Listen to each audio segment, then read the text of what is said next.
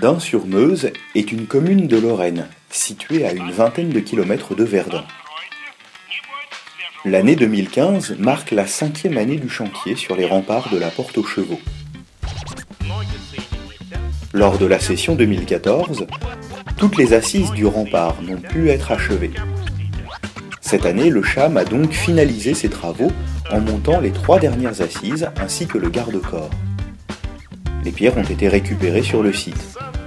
Certaines ont été débitées à la disqueuse puis travaillées en surface à la boucharde. Pour finaliser cette partie du rempart, un léger piquetage a été effectué sur l'ensemble des joints. Cette zone a été par la suite nettoyée à l'eau puis rejointoyée. Enfin, un léger brossage a été effectué à l'aide de brosses douces afin de garder un aspect uniforme sur le pan du rempart restauré.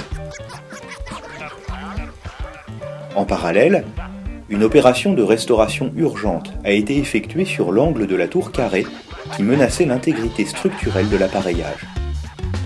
Sur cet angle, une dizaine de pierres ont été remplacées. Une refouille a donc été faite, suivie d'une dépose des pierres les plus abîmées. Un étaiement préventif a été mis en place. L'ensemble des pierres du soubassement de la tour ont été rejointoyées. En prévision du chantier de 2016, les bénévoles ont procédé à un travail préparatoire sur différentes zones.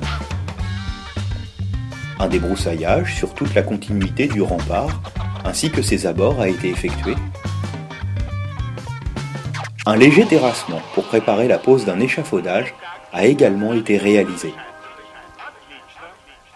Enfin, ces travaux se sont achevés par la pose de bastings en aval de la courtine, de manière à retenir la terre dégagée. 8 bénévoles ont participé à ce chantier. Celui-ci était encadré par Benjamin Gradevol, administrateur bénévole, et René Piot, retraité. 2 animateurs bénévoles et un service civique renforçaient cette équipe. La mairie a mis l'ancienne école primaire à disposition du groupe. Elle permettait d'avoir un hébergement en dur avec douche, sanitaire et WC.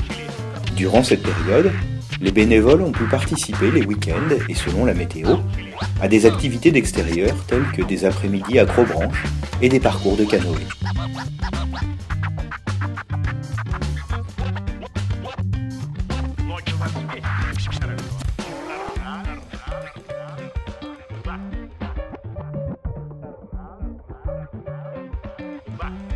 Bye.